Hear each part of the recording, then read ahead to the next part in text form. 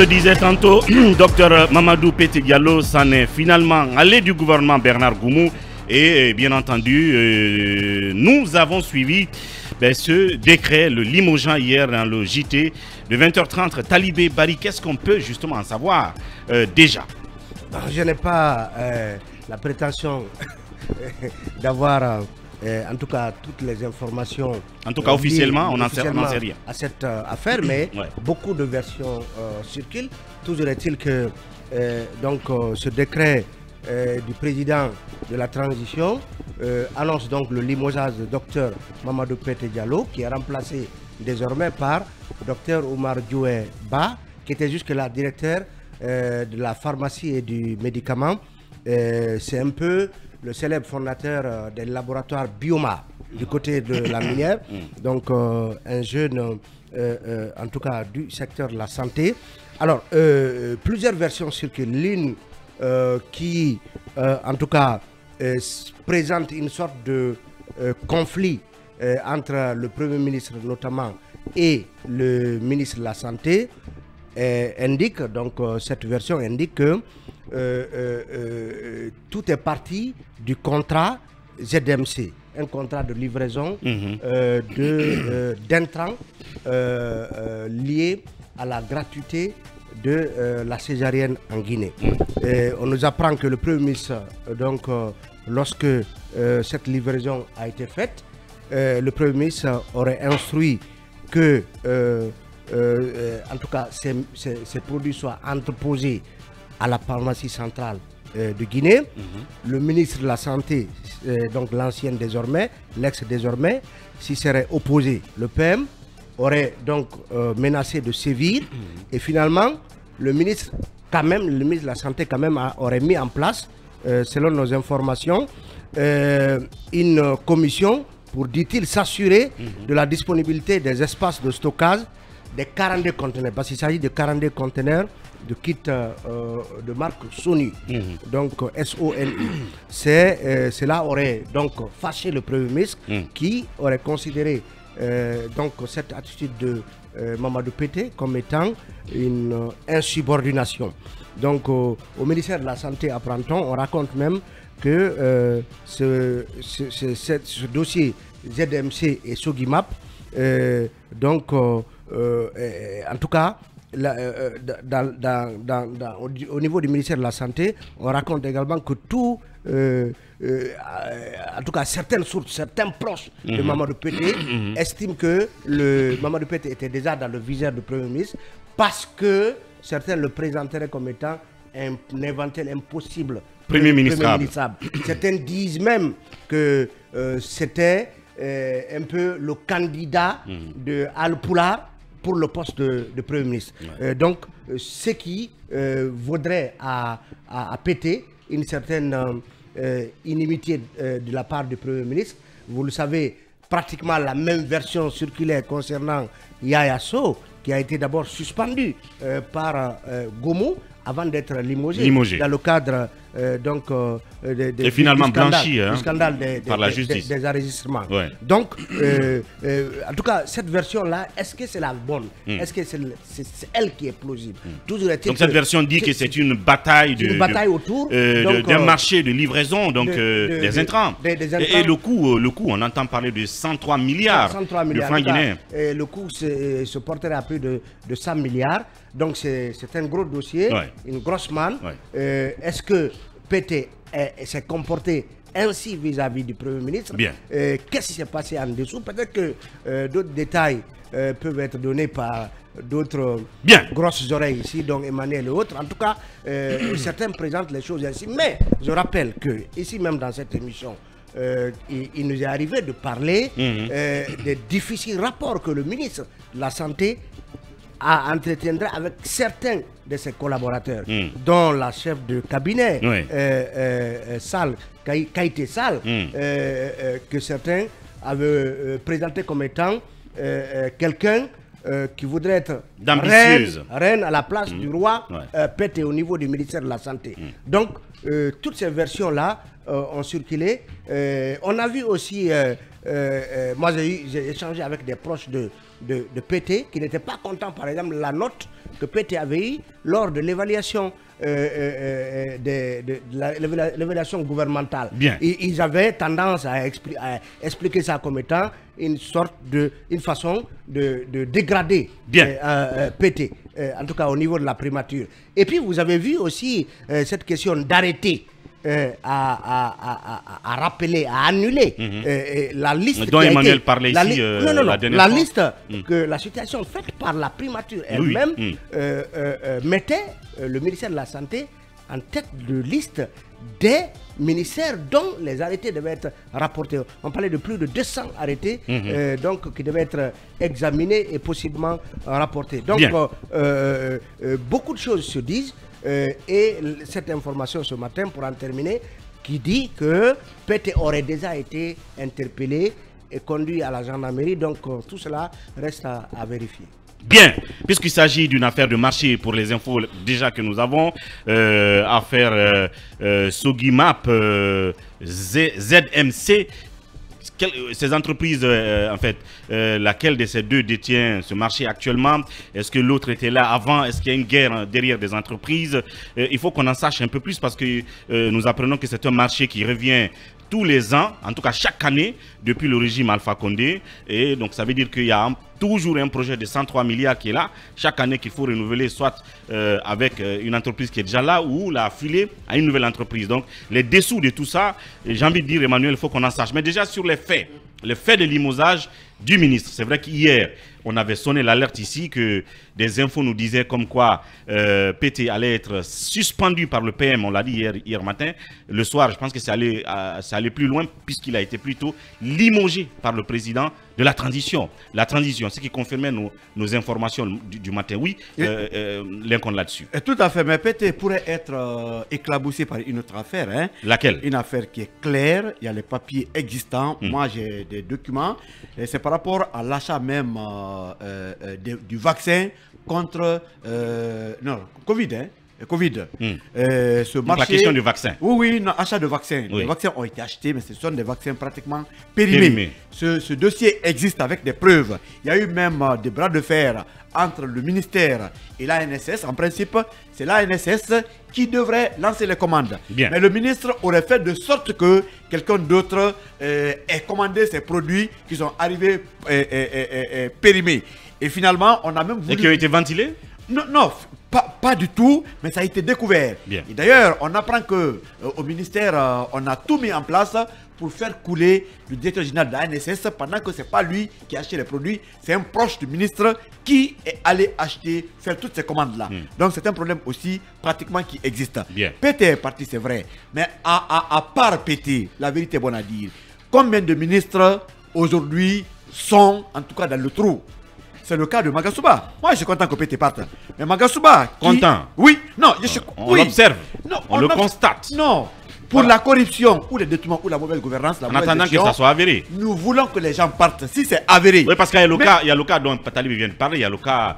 Yayaso. Yayaso, c'était pas avéré. Finalement, qui a été blanchi. Oui, mais c'est vrai. Il mérite d'être rétabli. Je dis, nous sommes contents. Maintenant, attendons de voir qu'est-ce qu'on lui reproche. Nous sommes contents si c'est avéré. Oui. Mais le dossier de vaccin, quand même, c'est la réalité. Moi, j'ai des documents. Bien. Ça, le ministre a sa main dedans. Mais par rapport au ministre... Tu ne peux pas être catégorique comme ça, Lincoln. Non, si, j'ai ça de quoi je parle. Bien. Seule la justice peut, in fine, dire qui est Non, qui est je n'ai pas dit coupable qu'il est coupable. J'ai dit par rapport au vaccin. Donc, il est concerné. Par rapport au vaccin, il est concerné. Encore que encore que les Non, infos... les vaccins ont été achetés Encore que les à infos quelques mois concernent- avant d'être périmés. Et ce n'est pas la bonne personne qui allait faire l'achat. La direction chargée n'a pas pu le faire parce que le ministre aurait refusé. Mais à part ça, les vaccins pourquoi sont le restés ministre... ici stockés jusqu'à ce qu'ils sont arrivés à péremption. Non, ça a été... Et Bien. en plus, le processus est tellement si compliqué que c'est pas uniquement le ministère Bien. qui commande ces vaccins-là. Bien. Ça passe Non. par beaucoup de structures. Oui, mais cette fois-ci, on reviendra en l'ANSS détail. a été On bypassé. reviendra Mais en pour détail. terminer. On peut revenir en détail D'accord. là-dessus. Ok, pour Parlons terminer. du limogeage en tant que tel. Le limogeage. PT est parti. Mais qu'est-ce que le ministre Magasuba fait dans le gouvernement, le ministre des Mines? C'est lui qui a écrit une lettre pour demander 20 millions. Non, 2 c'est son millions. conseiller. 2 millions. Son conseiller. Par son conseiller, par procuration. Non, pas Oui. 2 millions de dollars. 2 millions de dollars. C'est la corruption. Donc, près de 20 milliards de francs. Cette simple lettre méritait que le colonel limoge le ministre Magasuba. Mais il n'est pas parti. Ali Touré nous a dit hier que des instructions ont été ouvertes là-dessus. Il n'y a pas d'instruction. Ça, c'est la corruption. Si c'est un flagrant délit, un flagrant délit, un flagrant délit. Ça commencera d'abord par le conseiller Oui. qui a écrit la lettre. Est-ce exactement le ministre lui a donné l'ordre de signer en son nom parce que c'est un PO? Je pense que sur l'échelle des responsabilités, on va devoir entendre le conseiller. C'est vous qui avez signé le courrier. Est-ce que, et puis qu'on demande au ministre, est-ce que c'est vous qui lui avez donné l'ordre de faire ce courrier et de signer un PO en votre nom? Je pense que... mais en attendant, Ouri, le concernés, le principal concerné est intervenu chez nous. Il a confirmé qu'il agit en lieu et place du ministre. Ce soir-là, si la main du colonel ne tremblait pas devant la corruption, le ministre Magasuba devrait être limogé, puisque en attendant de s'en savoir clair, il devrait partir. Mais aujourd'hui, il y a un limogeage sélectif. Nous sommes contents que cela arrive. Mais que le colonel se débarrasse de ceux-là qui sont trempés de la corruption. Magasuba doit partir. Magasuba doit partir. Il est de la corruption. Cette information, mais arrêtez. Cette information, un cadre du ministère de la Santé nous envoie ce message. Je vous informe qu'à l'instant T, les portes du ministère de la Santé sont fermées. Tous les cadres sont arrêtés dehors. Nous sommes là, pas d'accès, on ne sait pourquoi. Oui, ça c'est depuis, effectivement, une confirmation là d'une information qu'on avait aussi le matin. Voilà, il y a des trucs. Donc, monsieur le colonel, vous avez commencé une situation, mais rattrapez d'abord le retard. Donc c'est un Limoger Moussa Magasuba qui trempe dans la corruption, qui demande le pot de vin, qui demande 2 millions de dollars aux gens. Il est en poste.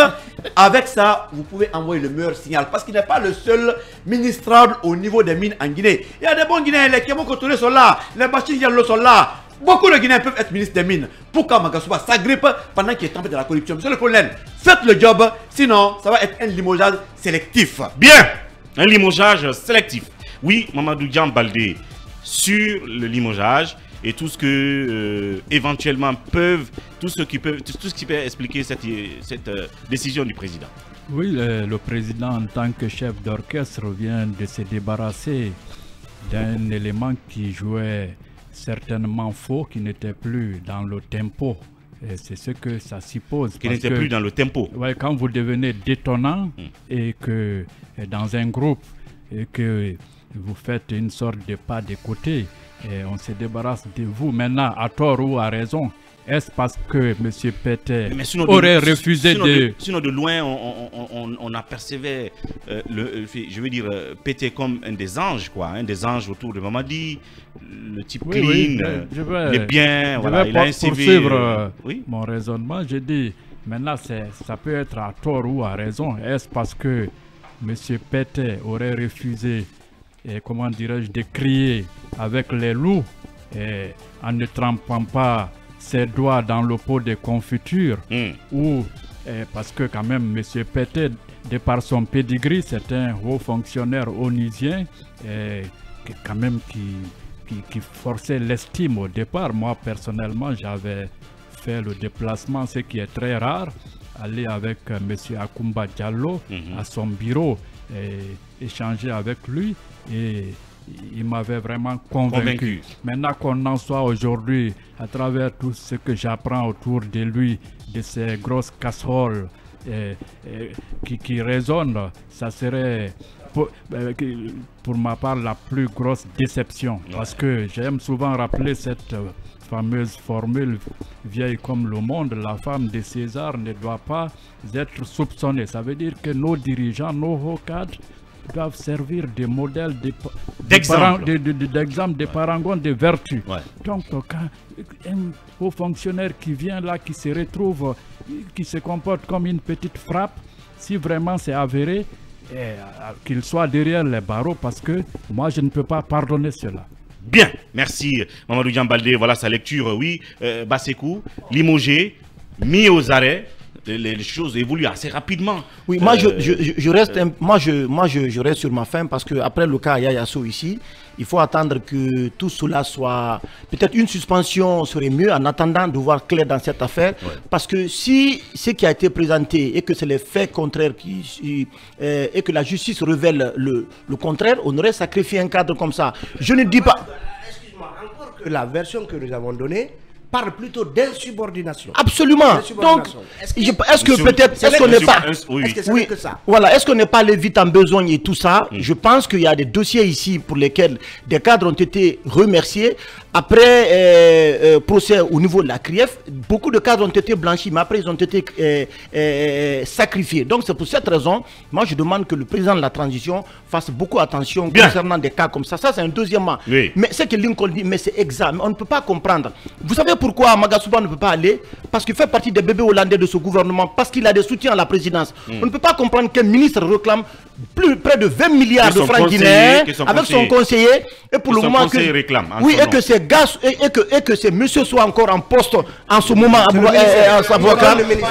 C'est choquant, c'est choquant, c'est choquant. Et ces ministres aussi également qui ont signé des marchés de gré à gré ici, d'entente directe pour des travaux de rénovation de maisons, de tout ça. Pourquoi ces ministres doivent rester encore dans le gouvernement? Je pense qu'il y a du 2 poids 2 mesures. C'est sélectif ce qui est en train de se passer. Si le gouvernement, si le colonel Mamadi Doumbouya est en phase avec les engagements qu'il a pris dans le cadre de la lutte contre la corruption, je vais simplement dire que tout ministre, tout cadre qui est reproché de corruption, de couche effrayante, l'enrichissement illicite, doit partir. Mais si ce n'est pas fait, on va parler de sélection et ce qui est en train de se passer aujourd'hui dans ce pays. Donc, il faut que la procédure aille jusqu'au bout. Mais en attendant, il y a beaucoup de problèmes, il y a beaucoup de ministres aujourd'hui. Si on va sur cette base-là, qui doivent être débarqués. Ce qui est sûr, le procureur spécial près la CRIEF est sur le dossier du ministère des Mines et nous sommes aussi aux aguets puisque nous suivons ça de près et évidemment l'entreprise de CIMAF aussi nous en dira un peu plus. Pété limogé hier, dossier Sogimap ZMC, qui de lui ou du Premier ministre est derrière l'une ou l'autre des sociétés. Évidemment, nous ferons une enquête autour de tout ça. Et puis la question de vaccins périmés, tout ceci feront l'objet donc de dossiers d'enquête. Cabinet Fofana, Emmanuel Milimono qui a beaucoup à dire, bien entendu, sur ce limogeage et ses éventuels dessous. Vous donnerons leur lecture tout à l'heure après la première grande pause. Je crois qu'ils ont oublié d'ajouter à la liste Talibé le ministre de l'énergie. Qu'est-ce qu'ils cherchent encore dans le gouvernement? Sincèrement, il ne faut pas se voiler la face, quoi. Mamadou Ouri, depuis scandale. Depuis des mois, nous faisons, en tout cas, nous plaidons ici pour un remaniement qui, en tout cas, mettrait dehors beaucoup de ministres dont on pense qu'ils ne sont pas à la hauteur de leurs fonctions. Mamadou Ouri, concernant le ministère de la Santé... On reste là-dessus, le ministère de la Santé, le limogeage. Selon nos informations, une équipe de la gendarmerie est arrivée au ministère de la Santé, puisque je vous lisais un message qui indiquait que tous les travailleurs du ministère étaient restés dehors, donc le ministère est barricadé. Donc une équipe de gendarmes est arrivée sur place et les gens ont été autorisés à avoir accès à leur bureau, mais à condition que ceux qui ont de gros sacs les laissent dans leur véhicule pour entrer les mains vides, en tout cas dans l'enceinte du ministère. À défaut, ceux qui y entreraient avec leurs sacs seront obligés de les y laisser parce que finalement c'est une perquisition que la gendarmerie est venue opérer dans les locaux du ministère de la Santé. Parce que Mamadou Ouri, encore des informations que nous avons, indiquent justement que aujourd'hui c'est bien cette affaire Sogimap ZMC qui vaut des ennuis au ministère de la Santé. On l'accuse donc d'avoir passé, d'avoir retiré le marché à Sogimap, qui depuis des années était chargé de la livraison doucement de ces kits destinés à l'accouchement dans les différentes structures de santé. Donc qu'il aurait, sans l'accord, sans consultation avec ses cadres, décidé de donner ce marché à ZMC, un marché selon le ministre de 103 milliards comme on l'a dit, même si d'autres parlent de 200 milliards même. Mais le problème, Mamadou, c'est que la quantité livrée serait tellement insuffisante que si tu la mets en parallèle avec le coût, le montant annoncé, il y a justement des failles. Et ces failles se manifestent comment dans les structures de santé? C'est que dans beaucoup de structures de santé, il y a une rupture justement de ces intrants. Il y a une rupture de ces produits qui ont été donc livrés par le nouveau prestataire ZMC. Donc tout porte à croire que la quantité... Donc cette quantité, la quantité déclarée et le montant annoncé par le ministère, il y a un divorce qui explique aujourd'hui une rupture de ces médicaments dans les différentes structures de Ce santé. qui nous amènera justement à prendre contact avec ZMC. Je disais, Oui. ce prestataire, il fait quoi dehors libre? C'est pour cela qu'on ira à sa rencontre pour que les ZMC nous disent exactement ce que c'est qui lui est reproché d'avoir fourni en termes de service moins que l'argent qui lui a été donné. C'est important qu'on les écoute quand même. Et de l'autre côté, vous avez quand même l'autre société, Sogimap, qui, comme Talib l'a dit, détenait le marché avant et certainement sur plusieurs années. Et d'ailleurs, qu'on dit être un peu proche du PM, là aussi, ça va se vérifier. On reste donc sur... À un moment donné. L'affaire Il s'est de- passé- Oui, ce qui va ZDMC. ZDM. Oui, bien sûr. Donc, bien. On sait pas ce qui s'est passé. Évidemment, ça veut dire que le procureur, bien sûr, aura des choses aussi à nous dire. Cabinet Fofana, on reste sur ce limogeage. Comment vous l'avez accueilli déjà hier? Ça semblait inattendu. Comme je le disais, de loin, on voyait Pété quand même comme un des anges autour de Mamadi. Il est correct, tout ça, clean, visiblement. Ouais. Donc ça peut surprendre d'entendre tout ce qu'on entend depuis. Oui, surtout que l'on ne limoge pas un seul ministre comme cela. Ouais. Tout le monde s'attendait depuis quelques moments, ou jusqu'à encore d'ailleurs, à un remaniement, à une refonte totale. Et comme Talib le disait en off hier, ce n'est pas du mini remaniement, c'est du mono. Parce que là, c'est quand même un seul qui a sauté. Il s'agit seulement de M. Pété, donc Ouais. du docteur Pété qui est parti. Je pense que on ne limoge pas un ministre de la Santé pour insubordination. C'est-à-dire qu'on ne peut pas le limoger que pour cela. Insubordination au PM. Au PM, parce que l'insubordination, C'est purement administratif, c'est ça peut se administratif, régler. on peut le blâmer lors Ouais. du Conseil des ministres et tout. Et vous voyez, on ne... Comment? Pour insubordination. Les subordinations empiètent sur l'action gouvernementale. Bien. On peut bien le limoger. Mais peut-être que ce qui pourrait expliquer, cabinet, pour ne pas t'interrompre, Oui, ce qui vas-y. pourrait expliquer l'attitude du ministre qui est accusé d'insubordination, le Premier ministre dit fait si, il décide de faire ça, c'est parce que peut-être qu'il a des choses à cacher. Bien. Justement Oui. dans cette affaire. Et justement, c'est pourquoi je parle d'une simple insubordination. Bien. C'est-à-dire qu'une simple, on ne limoge pas, de mon point de vue, un ministre pour une simple insubordination. Je pense que les raisons sont ailleurs. Il faut nous le dire. Vous voyez, moi parfois, je ne comprends pas quand on en veut autant aux journalistes de donner plus sur des raisons. Je pense que, un peu comme partout, l'information, faire en sorte que les gens, que ceux qui gèrent le pays doivent pouvoir faire l'effort de dire pourquoi on a fait ça, pourquoi ce choix. Et ceci, je pense que le décret devait nous dire effectivement ce pourquoi on a enlevé le ministre, même si on nous dira c'est le pouvoir discrétionnaire et tout. La loi Foyer existe aux États-Unis où l'accès à l'information publique, elle est légale et c'est une exigence légale. Vous voyez un peu? Bien.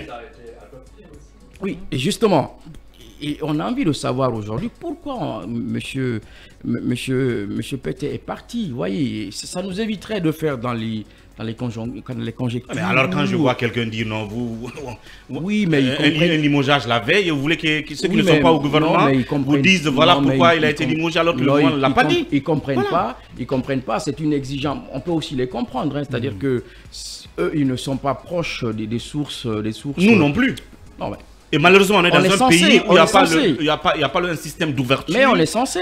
pour Non, nous donner mais- des informations. On est censé. Pour le commun des mortels, C'est normal. le journaliste connaît tout, le Exactement. journaliste ne ment jamais. Donc Effectivement. comprenez, monsieur Arfa Moussaya. Oui. Il faut le comprendre. Non, moi je ne comprends pas du tout. Non, Sincèrement, je ne ça- comprends ça- pas. Tu ne comprends pas notre frère et ami. Ouais, ce je ne le matin. comprends pas du tout. Non, ça peut- Je suis pas non. prêt à le comprendre. Non, pour non, ça. il faut le Parce que tout ce comprendre. qu'on peut faire, c'est de. On le fait assez prudemment ce matin. Absolument. Lincoln a eu vent de l'affaire de vaccin. Talibé a eu vent de cette affaire de Sogimap et ZDM. On met tout ça au conditionnel. On est prudent. Non, C'est de la mais prudence d'ailleurs- journalistique. d'ailleurs, Maintenant, hier- quand on en sera sûr, et puis on peut confirmer. Mais on ne peut mais- pas confirmer que c'est exactement pour ça Non, mais qu'on l'a enlevé. la preuve en est que nous étions en avance sur la RTG, sur laquelle chaîne a été lu hier le décret. Oui, parce que le Tu l'as matin, dit, voilà. Tu l'as dit hier ici Comme dans quoi. l'émission. Donc il y a un effort qui se fait et on peut aussi comprendre les auditeurs Bien. qui n'ont pas ces accès-là. Merci Mais alors- les messieurs de Dabola, ça se comprend. Voilà. Non, Bien. donc je disais que débarquer M. Pété comme ça, mon point de vue n'est pas fortuit. Bien. Parce qu'il faut rappeler qu'il y a beaucoup d'actions à son compte. Hein, vous avez les hôpitaux régionaux, il y a les centres d'hémodialyse et autres. Je pense que si on l'a débarqué, il y a une raison véritable. Comment? Vous en connaissez davantage. Oui, tout ça, on affinera au fur et à mesure.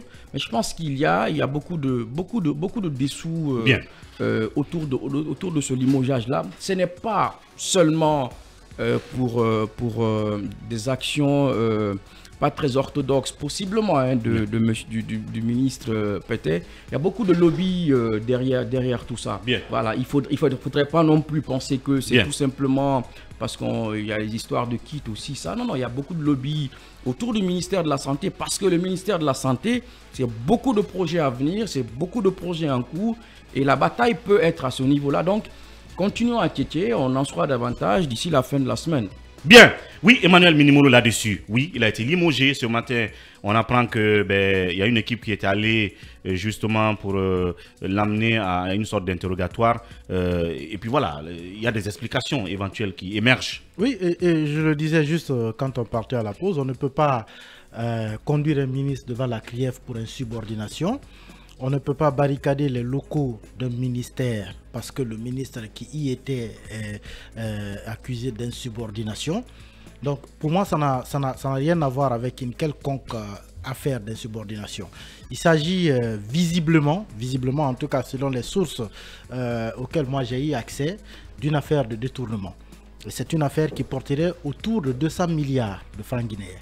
Et d'abord, peut-être pour revenir sur les principes, vous savez, au ministère de la Santé, l'organe reconnu pour commander les médicaments au nom de l'État guinéen et de toutes les structures de santé, c'est la pharmacie centrale de Guinée qui est censée commander tous les médicaments. Il semble qu'il y a eu récemment un marché autour de l'achat des kits destinés à la césarienne. Vous savez, la césarienne, elle est gratuite en Guinée. Donc, l'État et les partenaires font venir les kits pour les disponibiliser dans les hôpitaux, pour que les femmes en travail qui viennent et qui ont besoin de césarienne puissent donc bénéficier gratuitement de cette césarienne-là. Donc, le montant global autour du marché était de l'ordre de 200 milliards de francs guinéens. Il se trouve que, selon en tout cas les sources que j'ai, le président a été directement saisi. Bien. Donc, le président de la transition a été directement saisi. Le président de la transition a lui-même été directement saisi par les informations. Il paraît que c'est lui-même qui a ensuite informé le Premier ministre. Parce que toutes les sources avec lesquelles j'ai échangé au niveau de la primature, tout le monde était étonné, même hier quand vous avez parlé de la suspension en téléchargement, tout le monde était étonné, personne ne savait de quoi il s'agissait. Absolument. Parce que le dossier, semble-t-il, était directement géré par le colonel lui-même, qui a checké pendant 2 semaines, il paraît. Donc, il a mis ses services sur le coup pour épier le dossier. Il a checké durant 2 semaines et ensuite, il a transmis le dossier au Premier ministre pour pouvoir suivre et, comment on appelle, confirmer peut-être éventuellement les informations qui lui ont été remontées à travers ses services d'enquête. Alors, c'est vrai, il y a eu déjà le dossier concernant les vaccins liés à la Covid qui est passé par là, même s'il n'est pas très prédominant dans son limogeage. Il y a eu le dossier concernant les vaccins liés à la poliomyélite, donc la campagne de vaccination contre la poliomyélite, qui est normalement censée être en cours en ce moment et qui est censée être une campagne porte à porte. Il semble que là également, la quantité de vaccins commandés n'est pas suffisante, donc c'est pourquoi vous ne voyez pas les agents vaccinateurs dans les domiciles, parce qu'ils ne peuvent pas aller partout, ils n'ont pas suffisamment de vaccins. Ça aussi, je pense que ce n'est pas très prédominant. Mais le dossier principal est celui lié donc à ces 200 milliards autour de l'achat de kits liés destinés à la césarienne.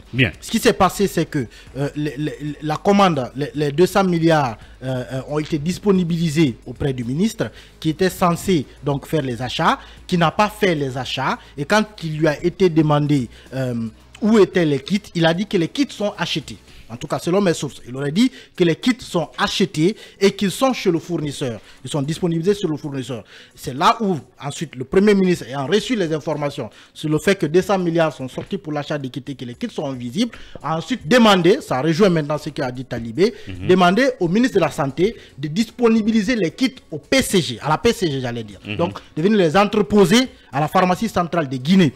déjà qu'il y a eu violation de procédure, c'est pas elle qui a acheté les kits, alors que c'est elle qui est censée le faire. Le ministre aurait dit avoir acheté les kits, mais personne ne voit les kits. On dit ok, monsieur le ministre, on lui aurait demandé dans l'ordre, puisque les kits, vous dites les avoir achetés, mettez-les à la disposition de la pharmacie centrale de Guinée. Les kits ne sont jamais arrivés. Et quand les enquêtes maintenant ont été lancées, on s'est rendu compte qu'il n'y a pas eu d'achat en réalité. L'argent n'est jamais parti, donc les kits ne sont jamais achetés, mais l'argent a été mis à la disposition du ministre. Sauf qu'il ne l'a jamais envoyé acheter, les kits ne sont jamais arrivés, et c'est au moment des enquêtes, selon mes sources, au moment où le président et le premier ministre étaient sur les enquêtes, que le ministre aurait engagé une action d'achat. Bien. Donc on savait déjà qu'il n'a pas acheté les kits. Et semble-t-il, quand il a compris qu'il était sur le point d'être coincé, il a lancé une opération d'achat. Sauf qu'il était déjà sous surveillance, donc là, ça a été intercepté. Et c'est là où, finalement, le colonel a pris la décision directe de procéder donc, au limogeage. Et ce que j'apprends, c'est que quand son arrestation ce matin, elle est confirmée finalement, en tout cas selon mes sources, il a bien été arrêté ce matin. Pourquoi semble-t-il? Parce qu'il aurait tenté de s'enfuir hier nuit. Il a été interpellé ce matin.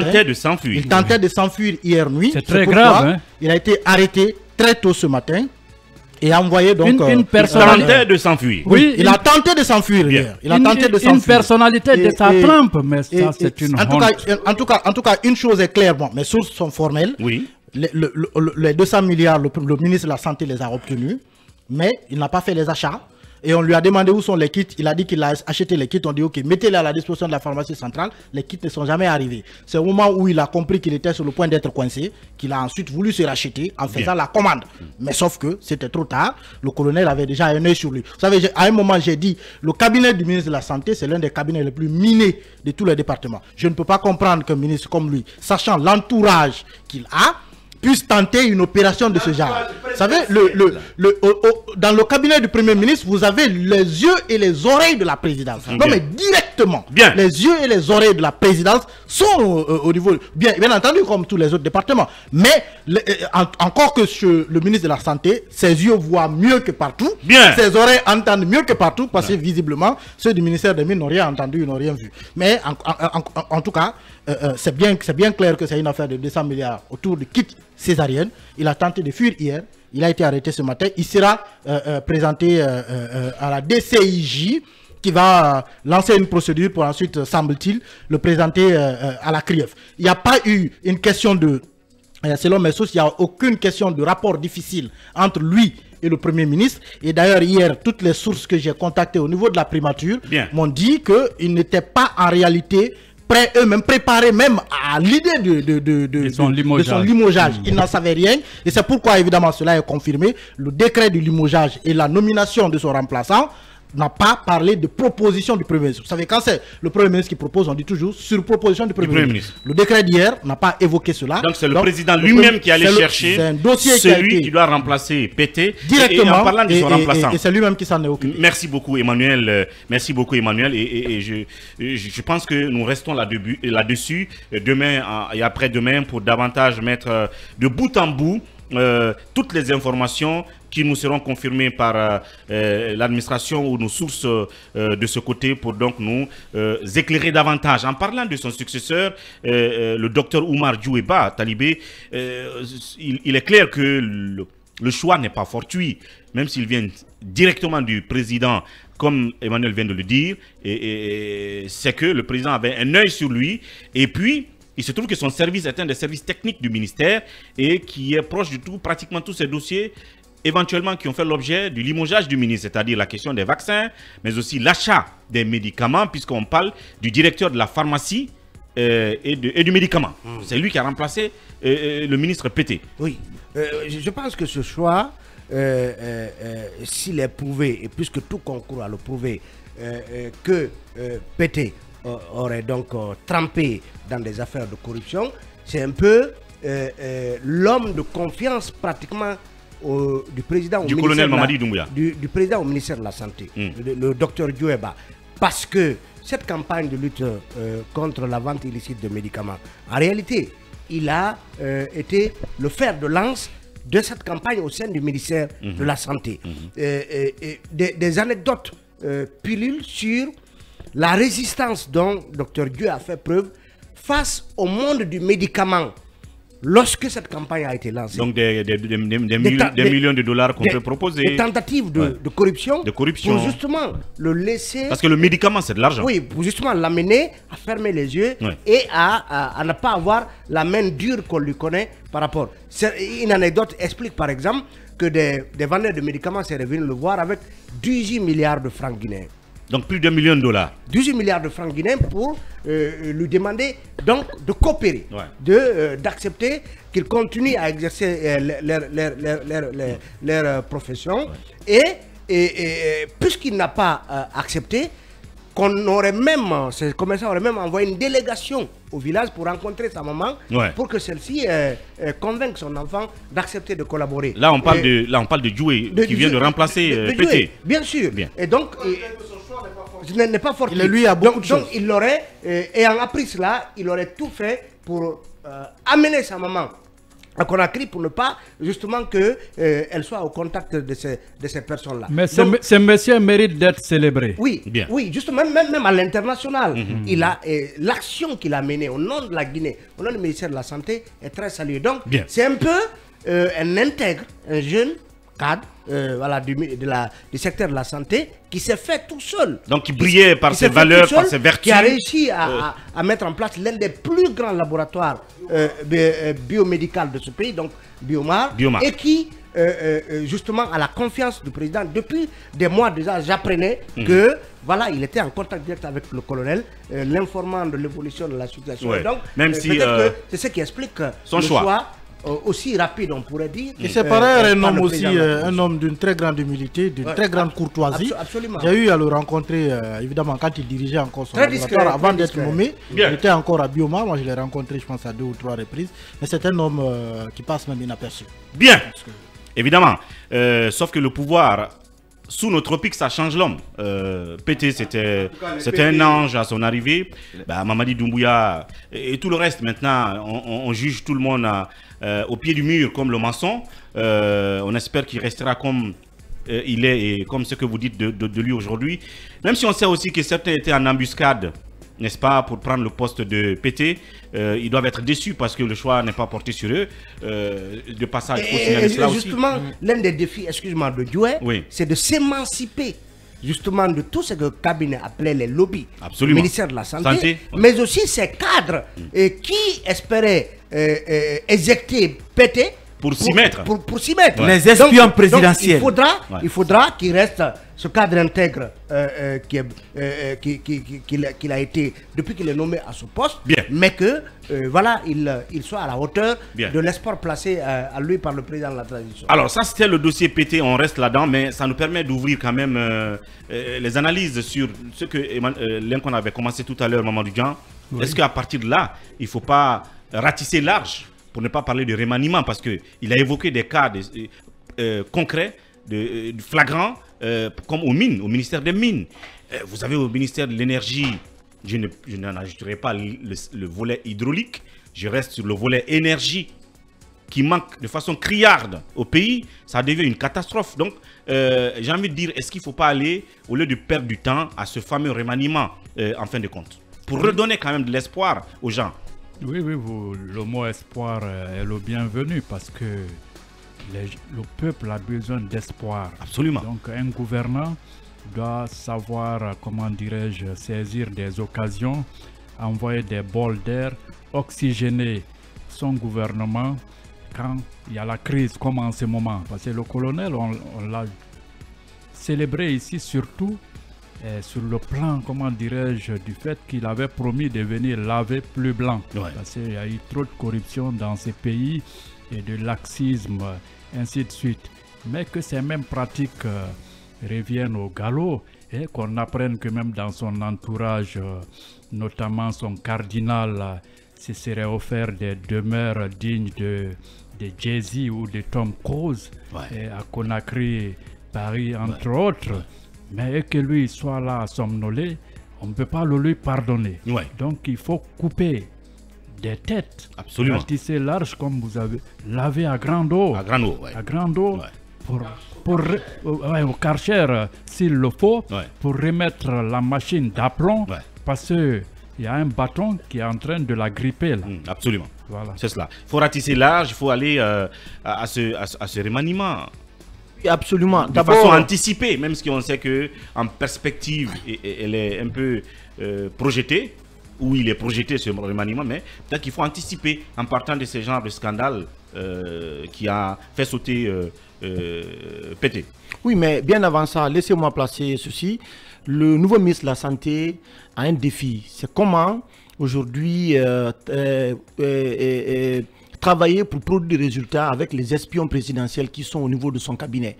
Est-ce qu'il va pouvoir travailler avec ça au conditionnel. Oui, non, mais c'est évident qu'il y a des gens là-bas, doyens, en réalité aujourd'hui, qui ont tout fait pour plonger le ministre à Pété.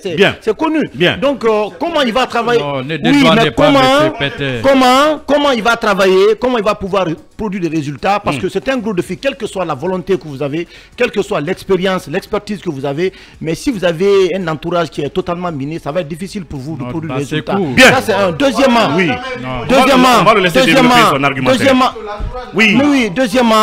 Deuxièmement, je pense que l'initiative qui a été prise par le président de la transition, puisqu'il a dit que sa main ne va pas trembler dans le cadre de la lutte contre la corruption, il y a des ministres qui ont déjà fait les frais, ça doit se poursuivre. Et même si vous prenez aujourd'hui certains EPIA, aujourd'hui des directions nationales, il faut un peu fouiner dans la gestion aujourd'hui de certains EPIA pour voir est-ce que les montants qui sont déclarés, l'argent qui est sorti pour faire de tels investissements, est-ce que les montants là sont arrivés à destination ou pas. C'est tellement important. Les contrats qui ont été signés, les contrats d'investissement dans les départements ministériels, les contrats de rénovation, j'insiste encore sur tout ça. C'est important, oui, dans les départements ministériels, de tous les départements ministériels. Faire maintenant au remaniement. Oui, mais absolument, je suis parfaitement d'accord que les ministres qui n'ont pas produit le résultat, qui sont restés contre-performants, ces ministres-là, il faut les changer avec tout leur cabinet. Voilà, si en tout cas le président de la transition veut rester collé à l'annonce qu'il a faite pour dire qu'il lutte contre la corruption. Oui, cabinet, le président n'est pas allé chercher loin. Le profil du nouveau, il est là. C'est un technicien du secteur. Et il gère les questions de médicaments. Donc là, tout ce dont on parle est lié effectivement à cette direction qu'il gère. Donc voilà, ça se voit que le président a bien fait de le choisir, c'est cela. Et on apprend aussi que de tous ces scandales, il se serait distancié. Donc il a pris ses distances, il s'en est démarqué. Il aurait même écrit pour dire bon, telle procédure n'a pas été respectée. La question des vaccins, on apprend qu'il a écrit pour alerter. Donc pour toutes ces raisons, le président a dû donc valider finalement son choix, porté sur le désormais nouveau ministre de la Santé, donc Dr Oumar Djoueba. Non, toutes les fois que le colonel s'est distancié, comme vous l'avez tantôt dit, des lobbies, il s'en est plus ou moins mieux sorti. C'est-à-dire que vous avez tous les postulants au poste de ministre de la Santé et de l'Hygiène publique, il les a tous mis de côté, ceux qui se battaient, dont on connaît naturellement. Bien. Le fait de sortir de ces guéguerres-là, c'est tout bénef. Et l'actuel, donc le nouveau qui est arrivé, qui connaît un peu le domaine du médicament. Rappelez-vous hier que le procureur disait faire un peu dans la sensibilisation auprès du gouvernement, donc auprès du ministère, pour que l'on délivre les fameuses attestations. On facilite l'obtention des agréments pour les étudiants qui sortent de la fac de pharmacie. Effectivement, donc ça doit être un chantier un premier chantier auquel le ministre devrait s'atteler. Et puis il y a aussi 4 gros projets, les 4 hôpitaux qui arrivent. Les 2 premiers, le P0 a été lancé. Donc il y a beaucoup d'enjeux qui l'attendent. Et je ne pense pas non plus qu'il faut changer tout le gouvernement. Il faut aujourd'hui faire l'état des lieux, checker. Oui, pas forcément tout. Il y a des bons qui sont dedans. On n'a pas dit de renverser la table. Ceux qui sont bons. De faire, j'ai envie de dire... comme tu aimes à le dire, le grand remplacement. Le grand remplacement. Non, mais il faut ratisser large, je maintiens le mot. Effectivement, il faut regarder de près. Ceux qui sont bons, on les garde. Si on peut les amener ailleurs pour qu'ils puissent faire des résultats, ce serait pas mal. Et puis ceux qui ne sont pas bons, il faut les ramener à l'école. C'est comme ça. Surtout ceux qui traînent des scandales. Emmanuel Milimouno, en 30 secondes là-dessus, la même question, est-ce qu'il faut aller plus loin et sortir de l'impression que les gens ont aujourd'hui de limogeage, de sanctions sélectives et aller plus loin? Je pense quand même qu'il y a des faits qui devraient aussi attirer l'attention du colonel. On a parlé il y a quelques jours seulement d'une affaire d'extorsion, d'escroquerie, ou même je dirais du chantage de 2 millions de dollars au ministère des Mines. Ouais. Ça, c'est encore frais. Je pense que normalement, si on veut être équilibré, si on veut être juste, c'est aussi un motif de limogeage. Parce que quand le colonel dit que sa main ne tremblera pas face à la corruption, voici un département qui demande à être corrompu à hauteur de 2 millions de dollars juste pour étudier un dossier. Ouais. C'est flagrant. C'est assez flagrant ça. Mais après, pour ce qui est du grand remaniement, je crois que il y a un chef de l'État, il y a un premier ministre qui se sont fixés des caps. Donc, je l'ai dit tout à l'heure quand même. Le colonel a une politique. Ouais. Il ne s'agit pas de dire on va remanier pour remanier. Donc il ne veut pas brûler les étapes. Il s'agit de voir en fonction de la politique, parce qu'en fonction de la politique du colonel, une mission a été assignée à chaque ministre. Mais si chacun est dans l'ordre de sa mission et est sur la bonne voie, même si nous on pense que ce dernier ne travaille pas, mais s'il respecte la politique, l'orientation du colonel, on ne peut pas demander à ce qu'il soit limogé. Donc s'il est dans le tempo du colonel, comme l'a dit, si on demande aujourd'hui à remanier pour remanier, mais le capitaine pour Emmanuel, c'est parce qu'on demande quand même, c'est aussi trop. Le capitaine à bord, s'il estime que son équipe est en train de suivre la politique qu'il a prescrite, il n'y a pas besoin. Il n'y a pas besoin de dire. À quoi ça sert l'évaluation, Emmanuel? La lutte contre la corruption, c'est une chose. Le grand remaniement, c'est autre chose. Bien. Parce que quand on demande un grand remaniement, pour moi, il suffit. Merci. Il s'agit de regarder, enlever pour mettre de nouveau, pour redonner du souffle à la machine. La lutte contre la corruption est le cheval de bataille du colonel. Non, dans la lutte de la corruption, on a cité des exemples.